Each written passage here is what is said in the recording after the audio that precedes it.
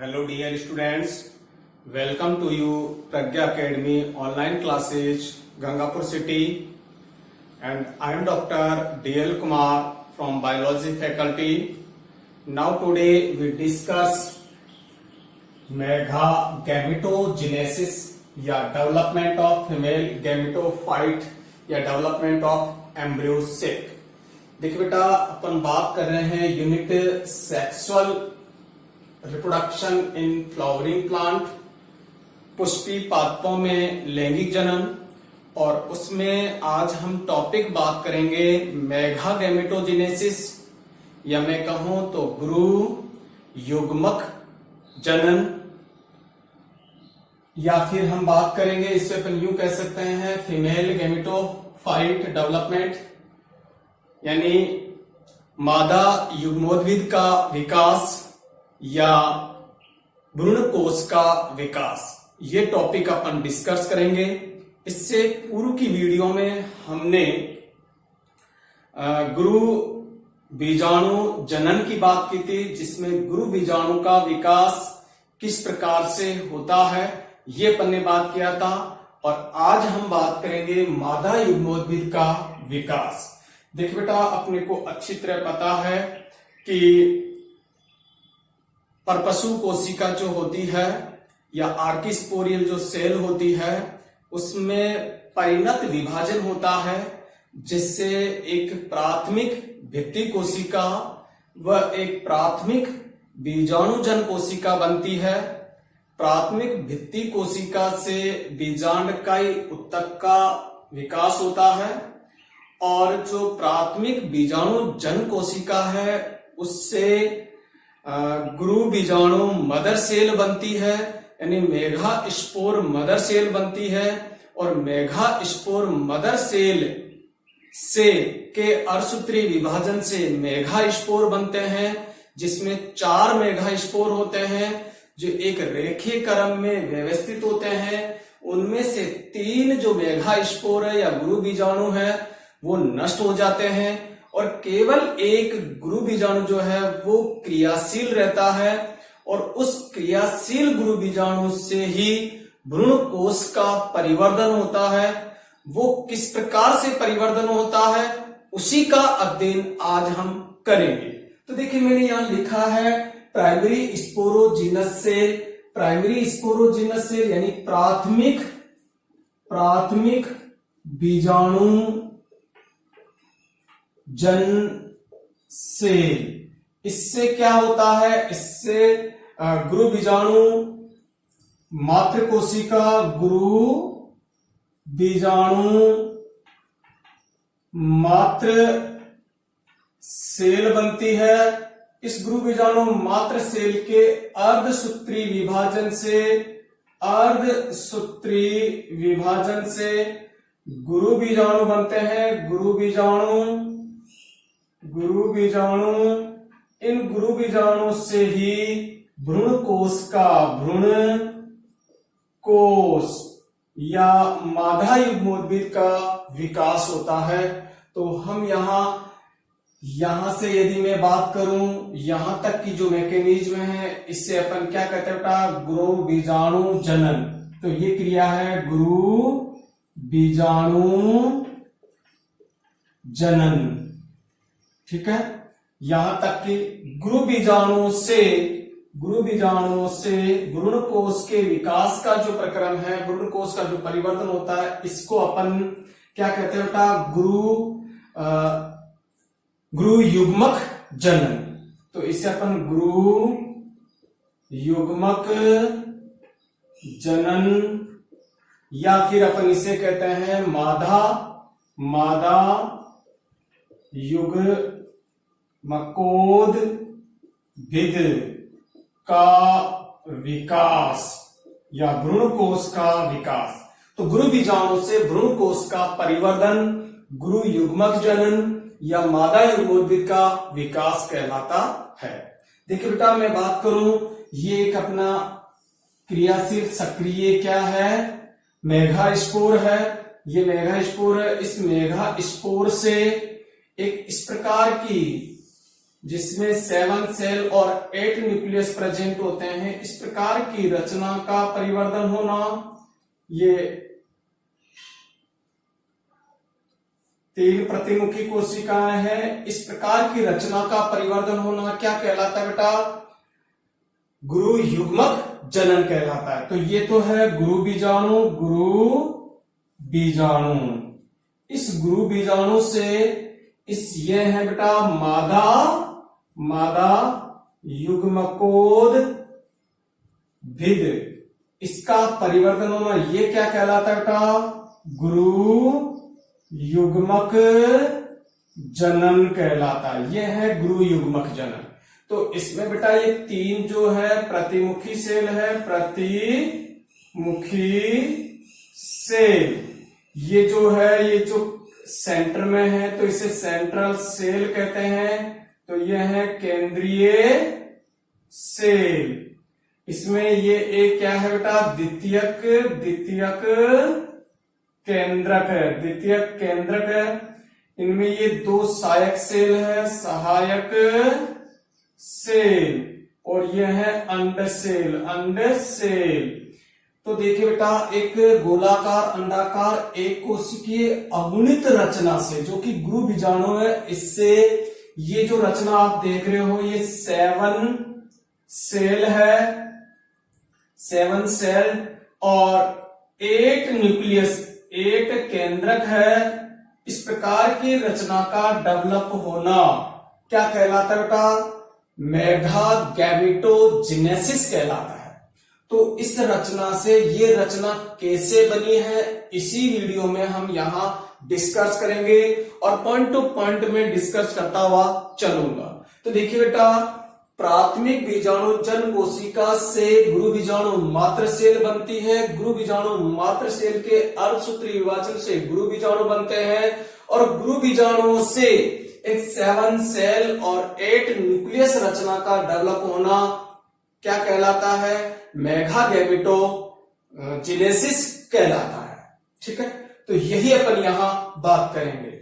ये जो भ्रूणकोश बनता है ये 7 सेल और 8 न्यूक्लियस वाला होता है, क्योंकि 7 सेल में आपको काउंट करा दूं, यहां 3 सेल, ये 1 सेल और ये 3 सेल, तो 7 हो गई। न्यूक्लियस कैसे है बेटा? इसमें न्यूक्लियस जो सेंट्रल सेल है इसमें 2 न्यूक्लियस है, तो कितने हो गए? 8 न्यूक्लियस, बाकी में सब में 1-1 न्यूक्लियस है। तो इस तरीके से 7 सेल और 8 न्यूक्लियस स्ट्रक्चर बनती है। इसका जो अध्ययन सर्वप्रथम स्ट्रासबर्गर ने किया था और पॉलीगोनम प्लांट में किया था। इसका आंसर सिर्फ पॉलीगोनम टाइप का मादा युग्मोद्भिद भी कहते हैं। तो पॉलीगोनम प्रकार के मादा युग्मोद्भिद का परिवर्तन भी यही है। क्वेश्चन को कई प्रकार से घुमाया जा सकता है बोर्ड के एग्जाम में। फर्स्ट सीधे सीधे क्वेश्चन पूछे कि मादा युग्मोद्भिद के विकास को समझाइए, तो सीधा सीधा क्वेश्चन। आपको पूछे कि पॉलीगोनम प्रकार के मादा युग्मोद्भिद के विकास को बताइए, तब भी यही है। अधिकांश जो एंजियोस्पर्म पादप होते हैं उनमें इसी प्रकार का क्या होता है? भ्रूण विकास होता है। तो कैप्सुला में एग्जाम्पल देके पूछ लेता है कि कैप्सुला में मादा युग्मोद्भिद के विकास को समझाइए, तो कैप्सुला में भी इसी प्रकार से मादा युग्मोद्भिद का विकास होता है। नेक्स्ट अपन बात करें कि एक मोनोस्पोरिक एम्ब्रियो सेक डेवलपमेंट को समझाइए। तो देखिए बेटा, आपको दिख रहा है यहां पर कि इस प्रकार की जो मादा युग्मोद्भिद है उसका विकास केवल एक गुरु बीजाणु से हुआ है, एक। इसका आंसर से मोनोस्पोरिक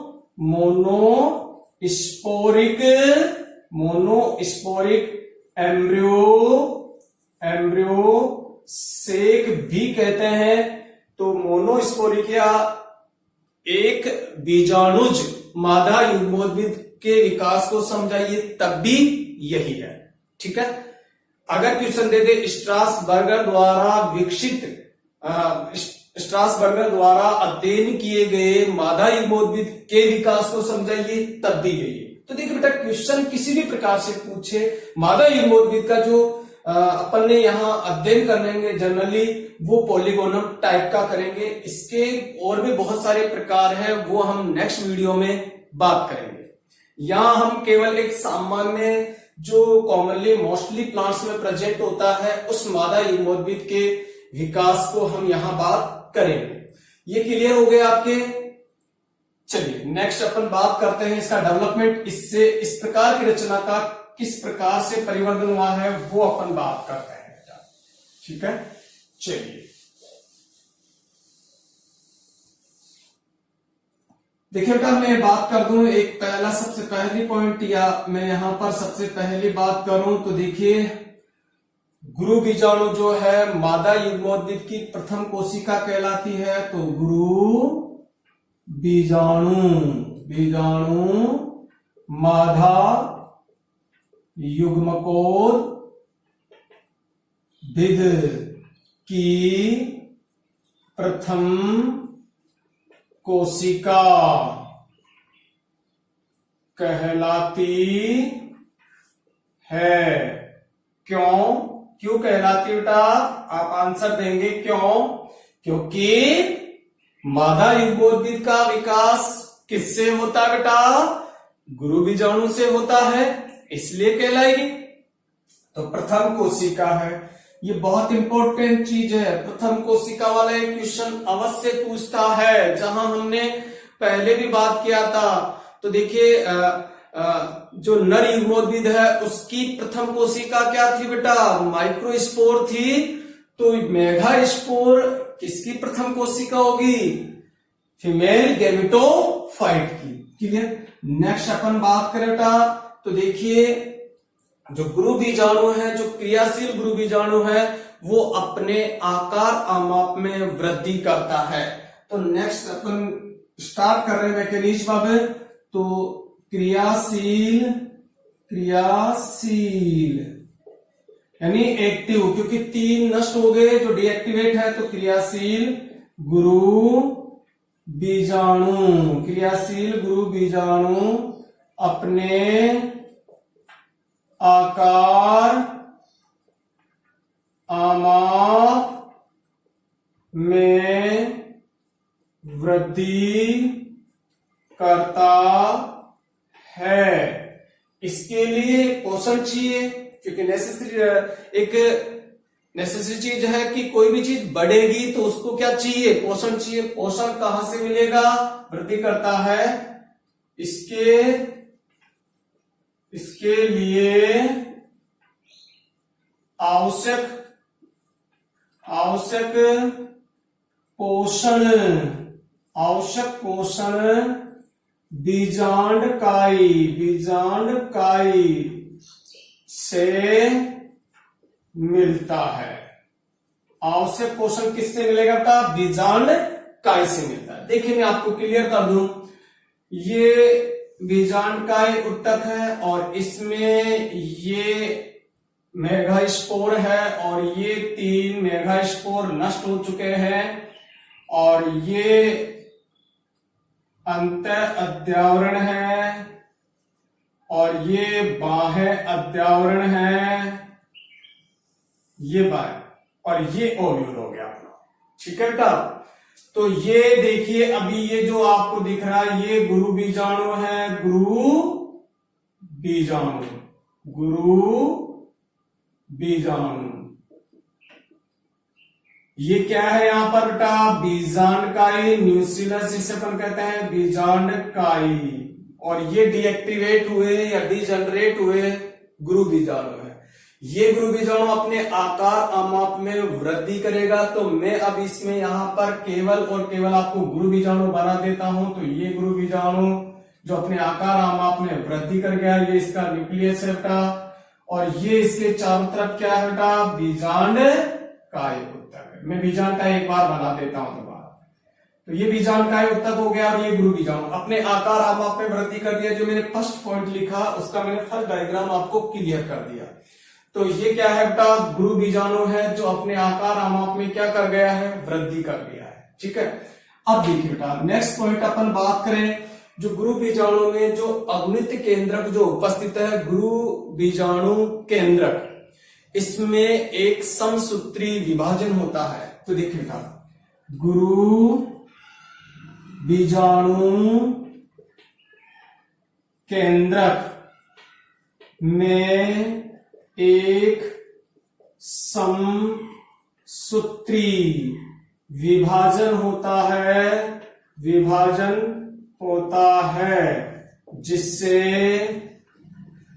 दो केंद्रक बनते हैं जो विपरीत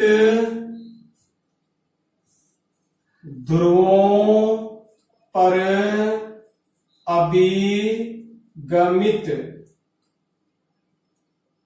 अभिगमित हो जाते हैं। तो देखिए बेटा, मैंने कहा कि गुरु बीजाणु केंद्रक में एक समसूत्री विभाजन होता है जिससे दो केंद्रक बनते हैं और दोनों केंद्रक विपरीत ध्रुवों की तरफ अभिगमित हो जाते हैं। देखिए मैं डायग्राम बना रहा हूं, ये अपना गुरु बीजाणु है, इसके ये केंद्रक में एक समसूत्री विभाजन हुआ और दो केंद्रक बन गए। दोनों केंद्रक एंटीपोल पर क्या हो गए, ट्रांसफर हो गए। और स्थिति क्या हो गई बेटा, स्थिति अपनी अगली स्टेप में अगर अपन बात करें तो इसकी स्थिति क्या हो गई, स्थिति ये हो गई, एक केंद्रक यहां आ गया और दूसरा केंद्रक यहां आ गया। हो गया मेरे यहां तक का काम, जो मैंने समझाया वो क्लियर हो गया। अब देखिए बेटा, इसमें दो क्या होते हैं, समसूत्री विभाजन होते हैं। तो मैं यहां पर क्लियर कर दूं, प्रथम समसूत्री विभाजन हुआ और दो केंद्रक बन गए, यहां पर बन गए दो केंद्रक और इधर भी दो केंद्रक बन गए। अगला तीसरा समसूत्री विभाजन, यानी देखो पहला समसूत्री विभाजन हुआ, ये यहां पर विपरीत ध्रुवों की तरफ चले गए, दूसरा समसूत्री विभाजन हो गया और ये तीसरा। तो यहां पर चार केंद्रक यहां बन गए और चार केंद्रक यहां बन गए। तो देखिए बेटा, यहां प्रथम विभाजन हुआ, ये प्रथम समसूत्री विभाजन। उसके बाद में यहां कौन सा हुआ, सेकंड समसूत्री विभाजन। और यहां कौन सा बेटा, थर्ड समसूत्री विभाजन। हो गया, तीन समसूत्री विभाजन हो जाते हैं। तो देखिए नेक्स्ट अपन बात करें अब प्रत्येक ध्रुव के केंद्रक में। तो देखिए बेटा, प्रत्येक ध्रुव के गुरु बीजाणु केंद्रक में दो समसूत्री विभाजन होते हैं जिससे प्रत्येक ध्रुव पर चार गुरु बीजाणु केंद्रक बनते हैं। तो क्लियर बेटा, यहां देखिए अपन ने बात की कि यहां से ये विपरीत ध्रुव पे चले गए, प्रत्येक ध्रुव के केंद्रक में दो समसूत्री विभाजन होते हैं। तो प्रथम समसूत्री विभाजन हुआ, प्रत्येक ध्रुव पर दो केंद्रक बने।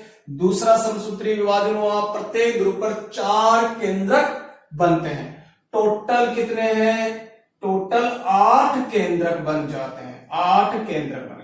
केंद्रकों का विभाजन पूर्ण हो चुका है।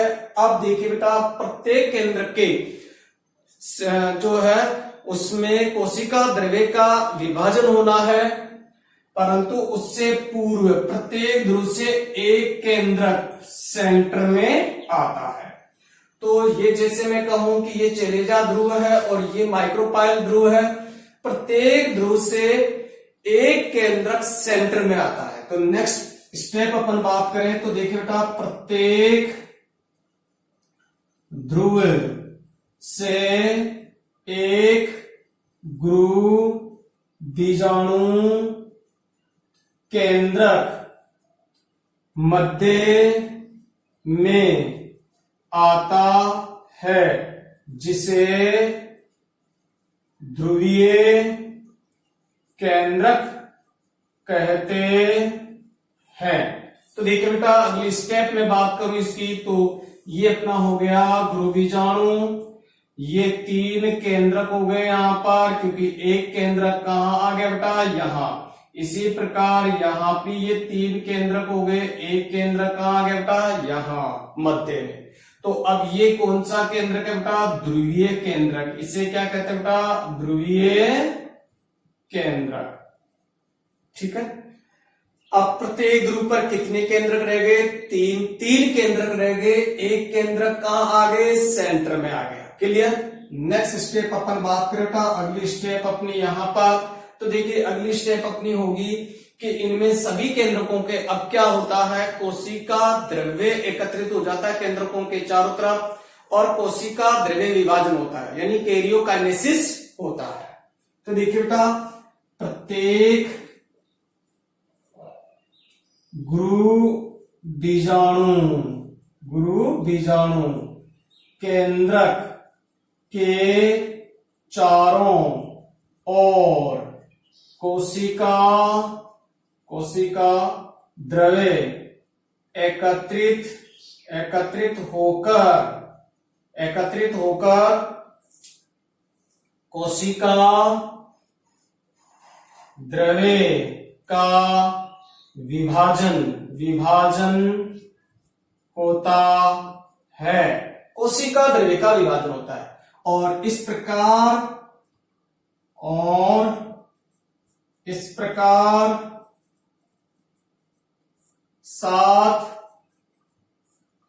सेल्स व 8 केंद्रक युक्त रचना का विकास होता है। कैसे बिना, देखिए बेटा कैसे होता है, तो हम बात करें बेटा, ये अपना गुरु बीजाणु है, इधर 3 कोशिकाएं बन जाती है, और इन 3 कोशिकाओं को एंटीपोडल सेल कहते हैं, प्रतिमुखी कोशिकाएं। तो ये 3 कोशिकाएं क्या कहलाएंगी बेटा, प्रतिमुखी सेल। इसी प्रकार एक बड़ी कोशिका 2 छोटी कोशिकाएं बन जाती है, जिसमें बड़ी कोशिका को अंड कोशिका, तो ये अंड कोशिका, अंड सेल, और ये 2 सहायक कोशिकाएं कहलाती, सहायक सेल बन जाती है, सहायक कोशिकाएं। और जो मध्य में रह गई ये एक बड़ी दीर्घ कोशिका रहती है, जिसे हम बेटा क्या कहते हैं, इसे हम कहते हैं सेंट्रल कोशिका, केंद्रीय सेल। और इसमें कौन सा केंद्र रहते हैं बेटा, ध्रुवीय केंद्र। तो इस प्रकार एक ऐसी रचना बन जाती है, कौन सी, 7 सेल और 8 न्यूक्लिएटेड स्ट्रक्चर बन जाती है, और यही अपना क्या बन गया, मादा युग्मोद्भिद। तो ये मादा युग्मोद्भिद बन गया। तो इस प्रकार की रचना जो बनती है, इसी को अपन क्या कहते हैं, मादा युग्मोद्भिद। तो 7 सेल और 8 न्यूक्लियस स्ट्रक्चर को सामान्य प्रकार का मादा युग्मोद्भिद कहते हैं। तो देखिए बेटा नेक्स्ट अपन बात करें, यह यानी 7 सेल्स एंड 8 न्यूक्लियस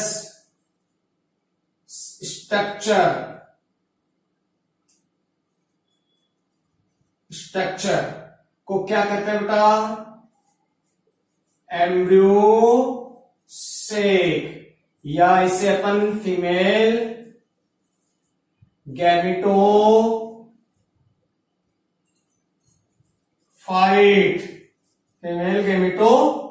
कहते हैं। तो यही क्या है बेटा, फीमेल गैमेटोफाइट है। अब देखिए बेटा मैंने आपको क्लियर किया पहले भी कि इस प्रकार के गैमेटोफाइट अधिकांशतः आवर्त बीजी पादपों में जो एंजियोस्पर्म है उनमें सामान्य रूप से पाया जाता है। ठीक है। तो देखिए इस प्रकार का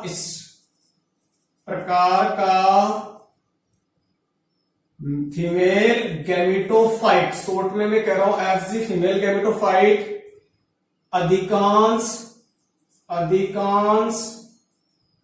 आवर्त बीजी पादपों या पुष्पी पादपों में पाया जाता है।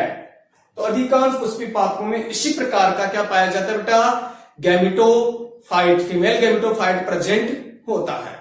ठीक है, नेक्स्ट अपन बात करें, स्ट्रासबर्गर ने इस प्रकार के जो मादा युग्मोद्भिद है उसका अध्ययन पॉलीगोनम पादपों में किया। इस कारण से पॉलीगोनम प्रकार का क्या कहते हैं बेटा, मादा युग्मोद्भिद कहते हैं। ठीक है, तो देखिए मैं शॉर्ट में आपको बता दूं, मैं यहां से ये लाइन मिटा रहा हूं, इससे पहले आप स्क्रीनशॉट ले सकते हैं इसका और अपन बात कर सकते हैं आगे, नेक्स्ट याद करें।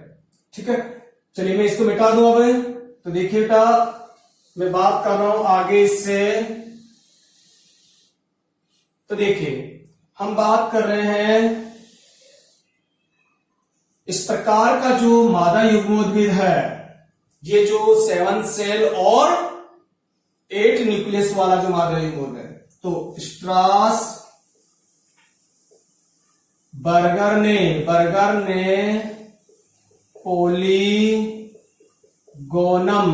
पॉलीगोनम पादपों में 7 सेल्स व 8 न्यूक्लियस भ्रूण कोश युक्त फीमेल गैमेटोफाइट को खोजा। इस कारण इसे पॉलीगोनम क्या कहते हैं बेटा, एम्ब्रियो सेक कहते हैं, पॉलीगोनम टाइप का।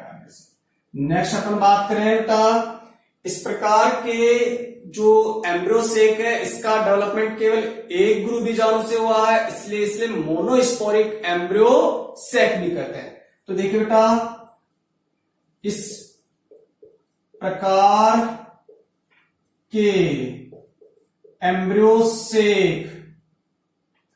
सेक का परिवर्धन केवल एक गुरु बीजाणु से होता है, अतः इसे मोनोस्पोरिक एम्ब्रियो सेक कहते हैं। क्लियर बेटा, तो ये मोनोस्पोरिक एम्ब्रियो सेक है, पॉलीगोनम प्रकार का है। इस प्रकार के जो कैप्सुला है उसमें भी इसी प्रकार का क्या होता है बेटा, भ्रूण एम्ब्रियो सेक बनता है। तो देखिए बेटा हम बात करें, ये भी लिख देते अपन, कैप्सुला में एक ये ब्रेसिकेसी फैमिली का एक पादप है और ज्यादातर जो सेक्सुअल रिप्रोडक्शन की जो स्टडी की गई है वो कैप्सुला बर्सा पेस्टोरिस, पूरा नाम है इसका, कैप्सुला बर्सा पेस्टोरिस प्लांट में ही किया गया है। तो कैप्सुला में पॉलीगोनम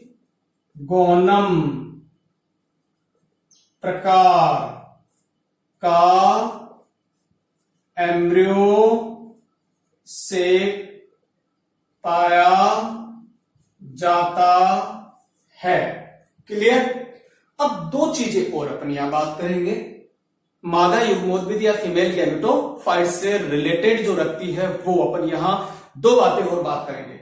एक बात अपन करेंगे बेटा तंतु रूपी समुच्चय और एक अपन बात करेंगे अवरोध।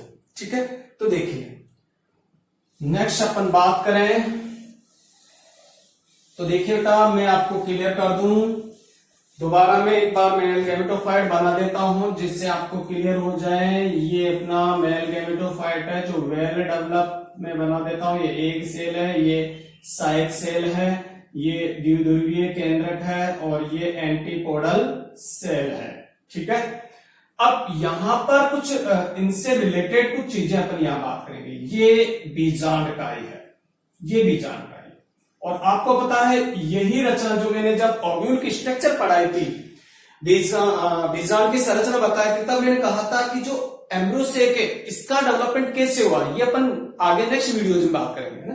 तो वो मैंने यहां कर दिया है, तो ये बीजांड का हो गया। अब मैं यदि इसमें अंतःद्वारण, बाह्यद्वारण और बीजांड बना देता हूं तो ये किस में कन्वर्ट हो जाएगा, ओव्यूल में। बना भी दूं, आप कहते हो तो मैं बना देता हूं, ये लो साहब। तो ये अपन ने बना दिया, ये अंतःद्वारण और ये बाह्य अध्यावरण हो गया, और ये ओव्यूल बन गया, ये बीजांड हो गया ओव्यूल। अब देखिए इसमें दो चीजें अपन बात करेंगे और इंपॉर्टेंट चीजें हैं, एग्जाम में अक्सर पूछी जाती है ये चीज। क्या? पहली है तंतु रूपी उपकरण, ठीक है। तो देखिए बेटा, फिलीफॉर्म एपरेटस, तंतु रूपी उपकरण, तंतु रूपी उपकरण क्या है बेटा? देखिए सहायक कोशिका और जो बीजांडकाई है उनके बीच एक अंगुली नुमा उभार पाए जाते हैं, और उसी को अपन क्या कहते हैं बेटा? तंतु रूपी उपकरण। तो देखिए सहायक सेल व बीजांड काई के मध्य उपस्थित अंगुली नुमा उभार क्या कहलाते हैं बेटा? तंतु रूपी समुच्चय। देखिए मैं आपके लिए, आप खुद ही बताएंगे ये क्या है सहायक सेल, ये क्या है बीजांडकाई। इनके बीच इस प्रकार की एक रचना पाई जाती है, इसके बीच ये भी है इधर, इस प्रकार की एक रचना पाई जाती है, जिसे क्या कहेंगे बेटा? तंतु रूपी उपकरण। क्लियर? तो ये हो गए तंतु रूपी। अब ये करते क्या है? तो देखिए बेटा बीजांडकाई में क्या है, बीजांडकाई क्या करता है? पोषण प्रदान करता है। तो बीजांडकाई से पोषण लेते हैं, सहायक कोशिका को देते हैं, और सहायक कोशिका किसको दे देती है? एम्ब्रियो सेल को। तो देखो बेटा तंतु रूपी समुच्चय क्या करेंगे? बीजांडकाई से पोषण किसको? सहायक सेल को। सहायक सेल से किसको? एम्ब्रियो सेक को। तो एम्ब्रियो सेक को पोषण प्रदान करने का कार्य करता है, ठीक है। नेक्स्ट अपन बात करें बेटा, इससे जो तंतु रूपी समुच्चय हैं इनसे कुछ केमिकल भी सीक्रेट होते हैं, कुछ रसायनों का उत्सर्जन होते हैं। जो पोलन ट्यूब आती है ना, कैसे आती है पोलन ट्यूब? परागकण जब अंकुरित हो जाते हैं और अंकुरित होकर पोलन ट्यूब इसमें प्रवेश करती है तो उसको गाइड करता है, यानी उसको अट्रैक्ट करता है, आकर्षित करता है और गाइड करता है, उसके मार्ग को निर्धारित करता है कि किस मार्ग से आपको जाना है। जैसे हम जो टीचर है आपको गाइड करते हैं, ऐसे ये भी इसको गाइड करती है। तो देखिए बेटा जो है तंतु रूपी समुच्चय से रसायन का स्त्रावण जो पराग नली को आकर्षित व मार्गदर्शन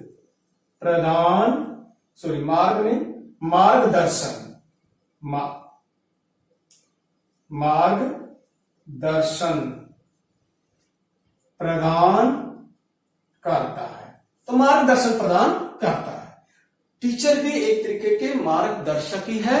जाना कहां है आपको, वो आपकी मर्जी है।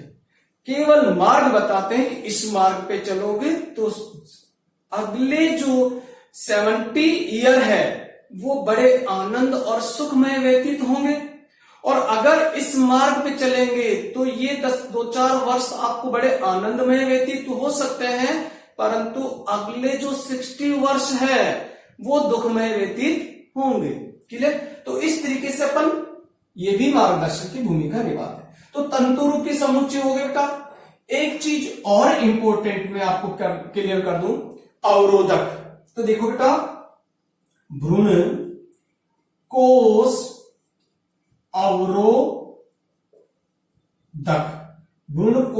अवरोधक, इसे अपन क्या कहते हैं बेटा? इसको अपन कह सकते हैं एम्ब्रियो सेक बैरियर। बैरियर जानते हो, पुलिस वाले बैरियर लगा के रखते हैं जहां जनता को या पब्लिक को कंट्रोल करना है, वहां पर क्या करके रखती है वो बैरियर। ऐसे ही जो अपना भ्रूण कोश है उसको भी मूवमेंट होने से रोकने के लिए, जो एम्ब्रियो सेक है उसको मूवमेंट होने से रोकने के लिए, उसकी इधर उधर जाने से रोकने के लिए क्या होते हैं बेटा, बैरियर। कहां मूवमेंट कर सकता है, देखो इधर मूवमेंट नहीं कर सकता, इधर नहीं कर सकता, ऊपर नीचे मूवमेंट कर सकता है, तो यहां पर बैरियर लगा होता है और इधर भी यहां पर बैरियर होते हैं, ये दो बैरियर लगे होते हैं इसमें। तो कुछ प्लांट्स में होते हैं ये बैरियर, जरूरी नहीं सभी पादपों में बैरियर हो।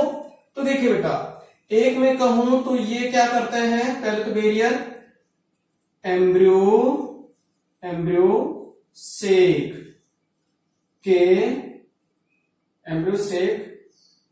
को गति करने से रोकने वाली रचना को अवरोधक कहते हैं।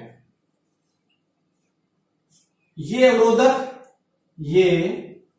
अवरोधक ऊपर व नीचे होते हैं, यानी चेलेजा साइड की तरफ और माइक्रोपाइल की तरफ। तो अपन कहें चेलेजा साइड एंड माइक्रोपाइल साइड की तरफ ये होते हैं। क्लियर।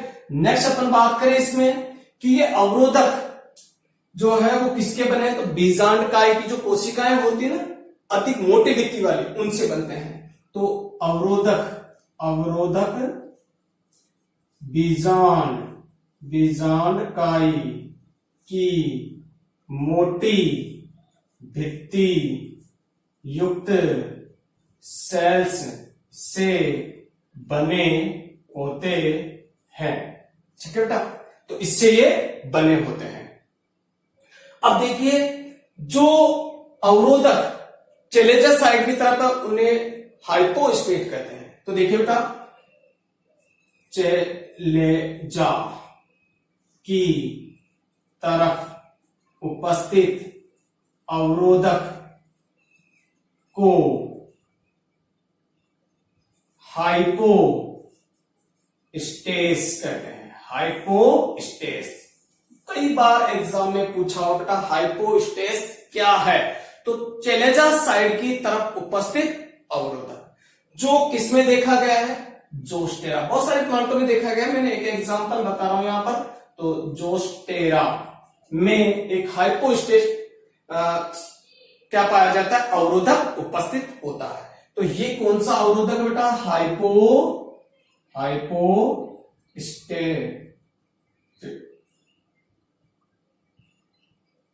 हाइपोस्टेस। ठीक है।